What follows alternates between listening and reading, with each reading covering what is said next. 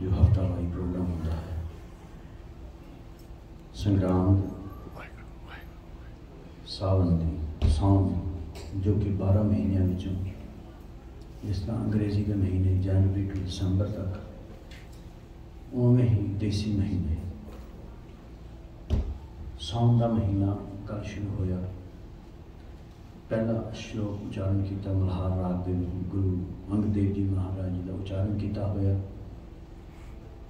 फिर शब्द गायन किया। उपरांत महीने का जो शब्द है सावन सरसी कामनी चरण कमल सिंह प्यार ये गायन किया। शब्द तिन ही सुनिया दुख सुख मेरा तो बिद नीकी खटानी तनासरी महला पंजवां। इस शब्द की विचार साडे जीवन के नाल बहुत मेल खाती है। भावें असी अलग अलग किते अलग अलग प्रोफैशन अलग अलग शोबे विच होइए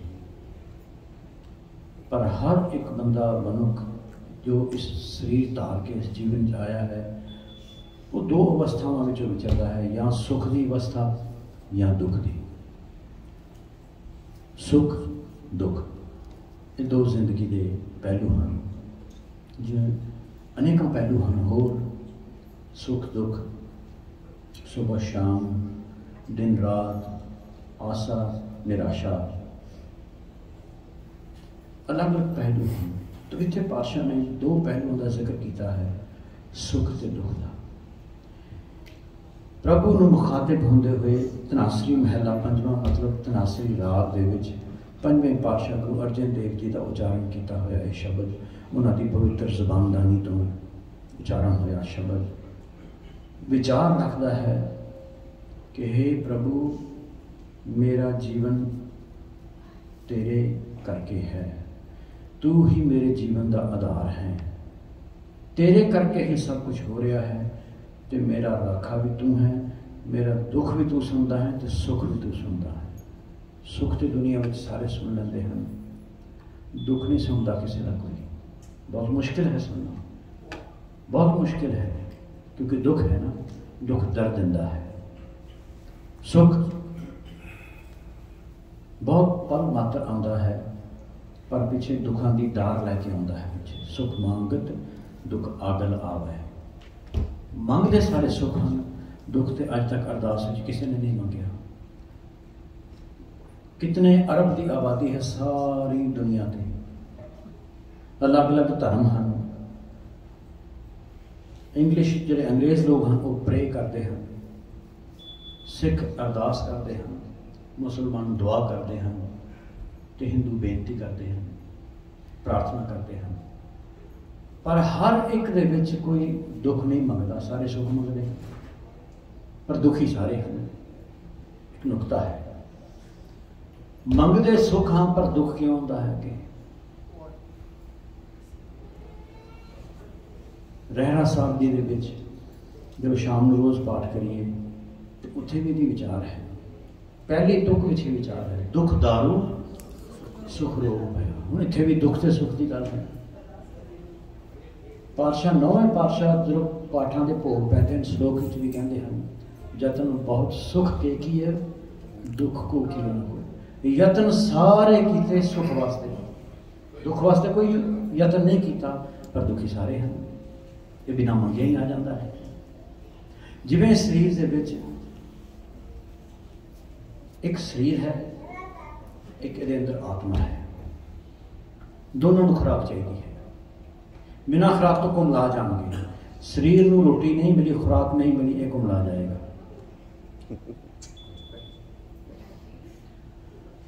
कुमला जाएगा। तो जी आत्मा को खुराक नहीं मिली आत्मा भी कुमला जाएगी। शरीर के सुख वास्ते तो सारा कुछ कर लिया। असी कह उठते हाँ भाई जो कुछ भी मैं मंगया मैं सब कुछ पा लिया मिल गया मेहनत की, फिर क्यों दुखी भाई? जो सब कुछ मिल गया फिर तो दुख नहीं होना चाहिए था पर दुख आ जाता है। चार चीज़ा जिस वास्ते मेहनत की गई वो असी सारे मेहनत करते हैं।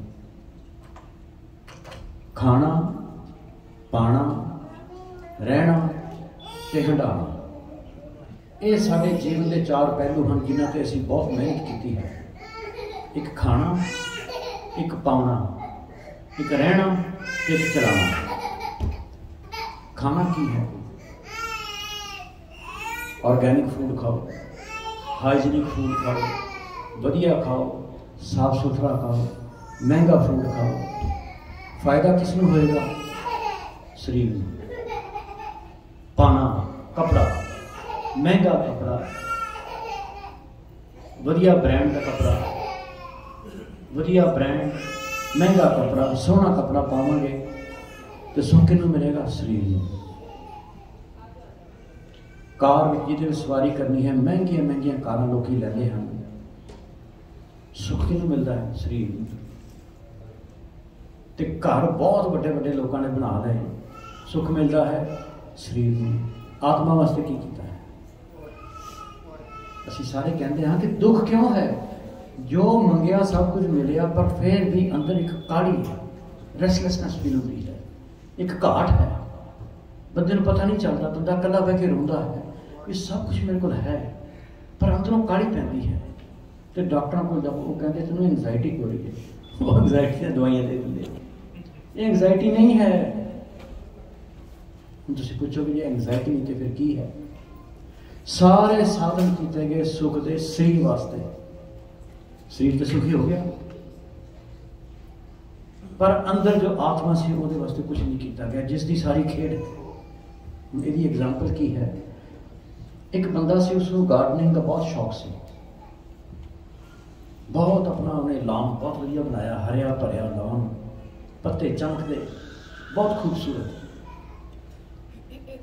तो कुछ दिन वास्ते उन्हें बाहर जाना पै गया।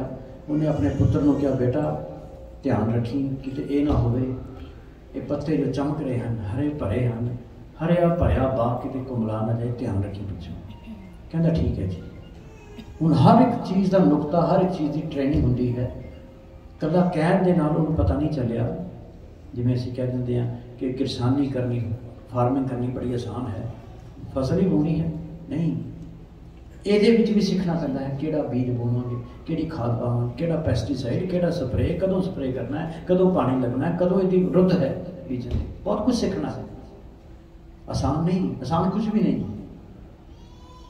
तो फादर चले गए बाहर, 15 दिनों बाद वापस मुड़े तो सारा बाग को मिला गया, सुख गया, हरियावल रही ना। बहुत गुस्से हुए पुत्र नूं, की कीता तूं? तैनूं कहा सी एवें पत्ते चमकने चाहिए हैं, एवें हरिया भरिया बाग चाहिए। हुण बच्चे ने की कीता? मेहनत ही की जिवें असीं कर रहे हैं, पर बन कुछ नहीं रहा। कहता बहुत मेहनत की। पिता जी कहते की मेहनत की? कहता मैं रोज़ पानी की बाल्टी भरता सा, कपड़े की टाकी लीर पा के विच ना, तो एक एक पत्ते के उत्ते ना गिला कपड़ा मारता सी कि पत्ता हरिया रहे, पत्ते ते मिट्टी ना जम जाए, पत्ता मैला ना हो जाए, ये हरा रहे। पिता ने मत्थे ते हथ मारिया, कहता पत्ते साफ करने की जरूरत नहीं, उसकी जड़ में पानी देना सी। जड़ च पानी नहीं दिता। पौधे की जड़ में पानी देना बहुत जरूरी है, पत्ते साफ करने की जरूरत नहीं, पत्तियां ते जोबन आप ही आ जाएगा, जड़ में पानी होगा। असीं की कर रहे हैं?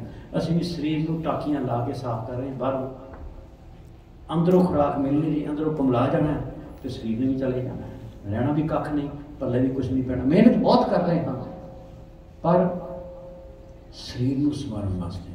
कबीर साहब कहते अमर जान संची ए काया ए मिथ्या काची गगरी, मैं इसमें अमर समझा।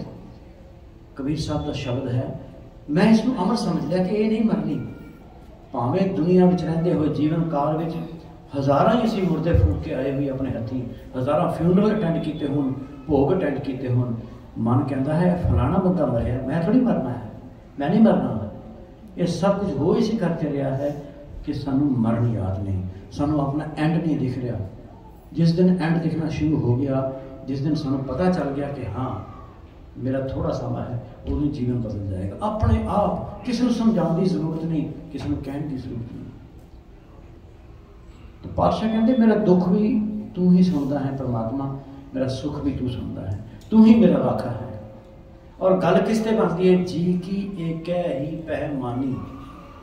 जी आत्मा दी, आत्मा का एको ही आसरा है, जी की एक ही पैमानी, अवर जतन कर रहे बहुतेरे। बहुत यतन किए, एक तीन नहीं कीमत जानी, कोई फायदा नहीं होया, एक कौडी मुल भी नहीं पिया। तो फिर इतने यतन किए, कौडी मुल नहीं पिया, तो फिर की फायदा होया जीवन चाहूँगा। ये शब्द बहुत प्यारा शब्द है। पातशाह कहते जिसका तन मन धन सब तिसका। सब तो पहला तन, पहले एक मां के पेट में एक गर्भ में फॉर्मेशन हुई बॉडी की, तन पहले आया, फिर उस विच आत्मा ने प्रवेश किया, उस शरीर ने बाहर आके मेहनत की, फिर धन इकट्ठा किया। धन सब तो बाद में है, पर असी इस जीवन में धन में ही सब तो अगे समझते हैं। असी हर एक बंदे को तोलते हाँ, हर एक बंदे को पछाणते हैं उसके फाइनैंशियल स्टेटस करके। वड्डा है असी उसके पीछे भजते हैं, मेरे काम आएगा। अगर नहीं धन उस को असी कहने मेरे किस काम का, या आप असी कहने मैं इस तो की लेना है, मतलब कि असी किस तो कुछ लेना है। अगर मिलेगा तो असी उसको फॉलो करांगे, नहीं मिलता असी कहने मैं इस तो की लेना है। असी फाइनैंशियल स्टेटस में देख के किसी की परख करते हैं, जांच करते हैं। दुनिया जो रहते हो यही कुछ सिखाया गया साईं। पातशाह कहते हे प्रभु तू ये तन भी तू ही दिता है, तन के अंदर जो आत्मा मन है ये भी तू दिता है। ये द्वारा मैं बाहर का जो कमाया धन है वो भी तेरा ही है। जे ये ना दिता फिर मैं कितों कमांदा। जिसका तन मन धन सब सब कुछ तेरा ही है। सोई सुगड़ सुजानी, वो सुगड़ सुजान सोना सुहावा हे प्रभु तू ही है और कोई नहीं है। क्यों सोना है, क्यों सुजाखा है, क्यों वधिया है, क्योंकि तेन ही सुनिया दुख सुख मेरा। हे प्रभु तू दुख सुख परमात्मा सब ते तू ही सुनता है। तो बिदनी की खटानी जी की एक ही पैमानी, अवर जतन कर रहे बहुतेरे तिन तिन नहीं कीमत जानी। अमृत नाम निर्मोलक हीरा, इसे नाम की व्याख्या की है। अमृत रूपी नाम है वो एहो जिहा हीरा है जिसका मुल नहीं पै सकता। दिता किने है, गुर दी नो मनता नहीं, गुर ने मंत्र के रूप में मेरी झोली च पाया है। डिगे ना डोला, जिसनों ये नाम अमृत नाम प्राप्त हो गया उसकी अवस्था की बनती, वो ना डिगदा है ना डोलता है, घबराता नहीं, अडिग हो जाता है, दृढ़ हो जाता है, पक्का हो जाता है, सियाना हो जाता है, घबराता नहीं, टिक जाता है। डिगे ना डोला, दृढ़ कर रहे हो, पूर्ण होए तृप्ता नहीं, वो तृप्त हो जाता है, वो पूरा हो जाता है। असी कहीं कोई बंदा मर जाए इसे कहने पूरा हो गया, पूरा कितों हो गया, वो तो बेचारा रोंदा पिटता गया जिंदगी में, पल्ले कख नहीं होते, पूरा कितों हो गया। कोई जीवन काल पूरा होने पूरा नहीं कहते। जिसमें शब्द की दात प्राप्त हुई उसने कमाई की, वो तृप्त हो गया, अंदरों रज गया, वो पूरा हो गया। डिगे ना डोला, दृढ़ कर रहे हो, पूर्ण होए तृप्तानी।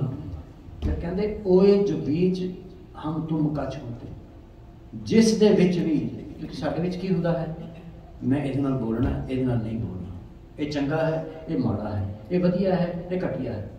पातशाह कहते जिहदे मन में शब्द प्रवेश कर जाता है उसकी ये अवस्था बन जाती, वो विचार ही नहीं करता कि चंगा माड़ा, उसदे लई सारे जी इक्को जिहे ने, सब नूं एक नज़र नाल वेखदा है। ओए जो बीच हम तुम कछ होते, अगर ਉਹਦੇ ਵਿੱਚ हम तुम की भावना है भी मैं हाँ तू है, तू चंगा नहीं मैं चंगा नहीं, सारे चंगे हैं। जो ये अवस्था बनती है तिनकी बात बिलानी, ओए जो बीच हम तुम कछ होते तिनकी बात बिलानी। अलंकार मिल थैली हुई है तांते कनक बखानी।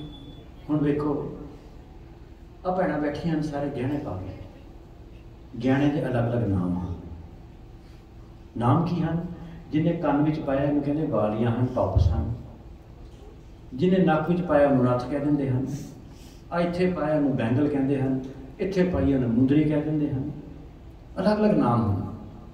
लै जाओ सारे गहने इकट्ठे करके सुनियारे को, जो कोठाली से चढ़ता है गर्म करता है, सारे पिघल के एक धातु बन जाते हैं सोना। उन्होंने फिर इसे की कहते हैं, मार्केट में मिलता है सोने का बिस्किट, उन्होंने सोने का बिस्किट कहते। वो ही वाली भी है, वो ब्रेसलेट भी है, वो रिंग भी है, बट उन्होंने बनाने वास्ते मेहनत करनी पड़ेगी, वरना एक कोई ताज है। पातशाह कहते अलंकार मिल थैली हुई है, सारा कुछ इकट्ठा करके इको थैली भाव एक एक शेप बन जाती है। तांते कन बखानी, उन्होंने फिर कोई नहीं कहता भी ये मुंदरी है, ये ब्रेसलेट है, उन्होंने कहते सोना है, ये सोने का बिस्किट है, एक हो गए। एवें ही जितनी देर तक शब्द का प्रकाश अंदर खेड़ा नहीं आया, उतनी देर तक सब अलग अलग हैं। कोई चंगा है साड़ी नज़र, कोई माड़ा है, पर जो वो अवस्था बन जाए फिर सारी वधिया हैं। फिर एक कोई है कि परमात्मा का अलंकार मिल फैली हुई है। तांते कनक, कनक मैंने सुना, कनक बखानी प्रगटे जोत सहज सुख शोभा बाजे अनहद बानी, जिसे अंदर जोत प्रकाश हो गई, प्रकट हो गई, है सब के अंदर, है सब के अंदर। हम देखो असी इंडिया तो आए हैं सारे, उत्थे पोल्यूशन जिथे दूसरी है, एयर पोल्यूशन है, डस्ट पोल्यूशन है, उत्थे नॉइस पोल्यूशन भी बहुत है। हम इतने तुम गुरुद्वारा साहब के बाहर निकल जाओ, पता ही नहीं चलता भी इतने कुछ अंदर हो रहा कि नहीं हो रहा। हाँ, अंदर सब कुछ सुन रहे हैं, बाहर नहीं पता चलता। तो अपने इंडिया की होंदा है, उच्ची उच्ची लाउड स्पीकर ला के आप नहीं सुनना, असं दूजे को सुनाना है। एक एक पिंड में 4-4 गुरुद्वारे, चारों सवेरे उठ के फुल स्पीड से वॉल्यूम ला के कोई शब्द ला दिंदा है, कोई सुखमनी साहब का पाठ, कोई जपजी साहब का पाठ, तो चारों स्पीकर कट्ठे बजते हैं, समझ एक भी नहीं आता, समझ नहीं आता, रौला पैदा है, कांवा रौली पै जाती है, जी चीज़ समझ नहीं आई। हो सकता किसी बच्चे का पेपर हो, उन्हें सवेरे उठ के पढ़ना हो सकता कोई बीमार होवे, उन्होंने डिस्टर्ब करनी हो आवाज़, या किसी ने कोई ध्यान, किसी ने ध्यान से जुड़ना हो सवेरे, उन्हें शांति चाहिए है। रौला ज़्यादा है, पर इतने तुम बचे हो, अद्धा काम तो वैसे ही होया इतने बाहर पता नहीं चलता। और तुम चुप करके बैठ जाओ, इतने बिल्कुल आवाज़ नहीं आती, साइलेंस है। ये तो सी बाहर का शोर, पहले इनू असी चुप करा, साड़ी अद्धी जिंदगी लंघ जाती है इंडिया से, ये चुप हो बाहर। फिर हॉर्न बजते हैं, प्रेशर हॉर्न हैं, बड़ी उची उची आवाज़ वाले। हुण इत्थे तुहाडे वो चीज़ नहीं, तुहाडा अद्धा काम तो बनया होया है। हुण जदों बैठांगे जुड़ के, फिर अंदर का बहुत शोर है, ये मन बहुत शोर कर रहा है, इस पासे ध्यान ही नहीं किया, ध्यान ही नहीं किया, ये बहुत कुछ बोल रहा है। सवेरे करके देख लो, बैठ जाओ सवेरे, बंदा सोचता है भी बस एवें बैठना है, अखां बंद करनी है तो जुड़ जाएगी मेरा ध्यान जुड़ जाएगा। नहीं, बहुत औखा है, बहुत औखा है। इसी करके जवान पीढ़ी कहती है भी इतने बुढ़े होकर करेंगे आराम में, पहले बाकी काम सारे कर लेंगे फिर ये करेंगे। नहीं, बापू जी अर्जन सिंह जी कहते सी कि जिमें भलवान एक कुश्ती लड़नी होंगी है, कुश्ती भावें 15 मिनट की, अद्धे घंटे घंटे की हो, पर कई साल प्रैक्टिस करता है, अखाड़े में डंड बैठका करता है, होर कई तरीके अपनाता है, नवे नवे दा पेच सीखता है सिर्फ कुश्ती वास्ते। एवें ही बापू जी कहते होंगे सी भाई ये भलवाना वाला काम है, शरीर कायम चाहिए है वास्ते। देखो जो जिन्होंने अभ्यास ना हो बैठने का, सवेरे बैठ के देखो, ध्यान लाना, अखां बंद करके बैठो सही, अंदर कितना शोर है, बहुत शोर है अंदर, तो सुरत भजती है बाहर में। फिर से कहते बह तो मैं गया 1 घंटा, पर सुरत मेरी कितने होर बदी फिरती थी। सुरत की है, साढ़े 5 ज्ञान इंद्रे हैं, अखां, कन, नक, जीभा, चमड़ी। इन्हों तो सानू बाहरों ज्ञान इकट्ठा करके अंदर पहुँचता है। सारे ये एजेंट्स ने इस मन के, जिहड़े बाहरों ज्ञान इकट्ठा करके अंदर भेजते हैं। सब तो ज़्यादा काम, सब तो ज़्यादा जिम्मेदारी अखां भी है। महापुरुष कहते अखां बहुत संभाल के वरतना है। हुण जिस बंदे की अखां ही नहीं, वो की देखेगा, वो भाने की अमरीका है। असीं अमरीका किस वास्ते आए हैं? इंडिया तो क्यों भज के आए हैं? 4 पैसे कमाओगे, डॉलर का रेट बहुत ज़्यादा है, इसी करके आए हैं। फिर इत्थे आ गए, इत्थे आके सहूलतां देख लियां, सड़क वधिया वधिया, गड्डियां वधिया, कोठियां वधिया, फिर कानून वधिया, सैटअप वधिया। फिर असीं इत्थे इहो जिहा मन खर्चिया, हुण वापस जाने दिल नहीं करता। पुछ के देखो किसी ने इत्थे इंडिया शिफ्ट कर जा, वो कहना नहीं, इंडिया तो बड़ी मिट्टी है, बड़ी गर्मी है, मच्छर बड़ा बढ़ता है, ਇੱਥੇ ਇਹ ਹੁੰਦਾ ਮੱਛਰ ਤੇ ਹਿਊਸਟਨ ਵੀ ਬਹੁਤ ਹੈਗਾ, ਉੱਥੋਂ ਵੀ ਨਹੀਂ ਭਾਰੀ ਕੇ ਚਲੇ ਜਾਂਦੇ, ਨਹੀਂ ਇੱਥੋਂ ਦੇ ਸਿਸਟਮ 'ਚ ਢਲ ਗਏ, ਅਸੀਂ ਸਹੂਲਤਾਂ ਵਿੱਚ ਢਲ ਗਏ। ਹੁਣ ਇੰਡੀਆ ਚੰਗਾ ਨਹੀਂ ਲੱਗਦਾ, ਜਾਂਦੇ ਵੀ ਆ ਤੇ ਮਨ ਕਾਹਲਾ ਪੈਂਦਾ ਵੀ ਵਾਪਸ ਚਲੀ। ਕਿਉਂ? ਇੱਥੋਂ ਬਹੁਤ ਕੁਝ ਲੱਭਿਆ ਹੈ ਬਾਹਰੋਂ, ਪਰ ਗੱਲ ਬਾਹਰ ਦੀ ਨਹੀਂ ਹੈ, ਗੱਲ ਅੰਦਰ ਦੀ ਹੈ। ਹੁਣ ਇੱਥੇ ਗੁਰਦੁਆਰਾ ਸਾਹਿਬ ਆਏ हैं, ਇੱਥੇ ਸਿਰਫ ਅੰਦਰ ਦੀ ਗੱਲ, ਬਾਹਰ ਦੀ ਗੱਲ ਬਾਹਰ ਬਹੁਤ ਕੁਛ ਹੋਏਗੀ, ਲੋਕੀ ਕਮਾਨ ਦੀ ਗੱਲਾਂ ਕਰਨਗੇ, ਆਹ ਕਰ ਲਓ ਆਹ ਕਰ ਲਓ, ਪਰ ਗੁਰੂ ਕੋਲ ਬੈਠਾਂਗੇ, ਗੁਰੂ ਗੱਲ ਕਰੇਗਾ ਅੰਦਰ ਦੀ, ਕਿ ਮਨ ਦਾ ਟਿਕਾਅ ਬਹੁਤ ਜ਼ਰੂਰੀ ਹੈ। ਅਗਰ ਮਨ ਦਾ ਟਿਕਾਅ ਨਹੀਂ ਬਣਿਆ, ਬਾਹਰੋਂ ਸਭ ਕੁਛ ਹੁੰਦੇ ਹੋਏ ਵੀ ਤੁਹਾਨੂੰ ਕਾਹਲੀ ਪਏਗੀ, ਪ੍ਰਾਪਤੀ ਨਹੀਂ ਲੱਗੇਗੀ ਕੁਛ, ਕਿਉਂਕਿ ਜਿਹੜਾ ਬਾਹਰੋਂ ਕਮਾਇਆ ਨਾ ਉਹ ਤੇ ਬੱਚਿਆਂ ਨੇ ਲੈ ਜਾਣਾ, ਤੁਹਾਡਾ ਤੇ ਹੈ ਹੀ ਨਹੀਂ, ਕਿੰਨਾ ਕੁ ਯੂਜ਼ ਕਰ ਲਵਾਂ, ਉਹ ਬੱਚੇ ਲੈ ਜਾਣਗੇ। ਪਰ ਜਿਹੜਾ ਆਪਣਾ ਅੰਦਰ ਦਾ ਧਨ ਕਮਾਇਆ ਉਹ ਸਾਡਾ ਆਪਣਾ ਹੈ।